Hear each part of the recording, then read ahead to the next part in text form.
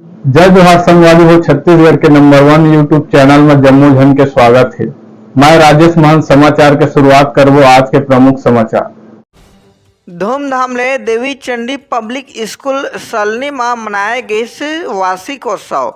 हर साल के तरह देवी चंडी पब्लिक उच्चतर माध्यमिक विद्यालय सलनी में धूमधाम ले वार्षिकोत्सव समारोह मनाया गया।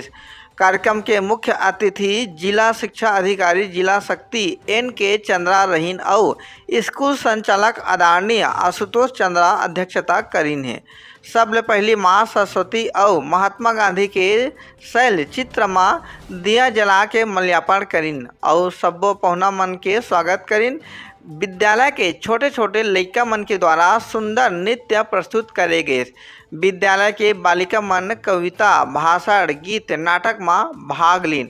ए बेरा में शासकीय उच्चतर माध्यमिक विद्यालय सलनी के प्राचार्य लेकराम चंद्रा, शिक्षक नील कुमार वारे, भाजपा जिला शक्ति के उपाध्यक्ष भूषण चंद्रा, जनपद सदस्य जय सिंह चंद्रा, स्टार न्यूज छत्तीसगढ़ के संपादक सौखीदास महंत, भरत प्रजापति, मीडिया प्रभारी प्रेम सिंह चंद्रा, गंगाधर चंद्रा, दुर्गेश चंद्रा और भारी संख्या में लोगन मन मौजूद रही ने। CG पंचायत न्यूज राम कुमार मनहर की रिपोर्ट।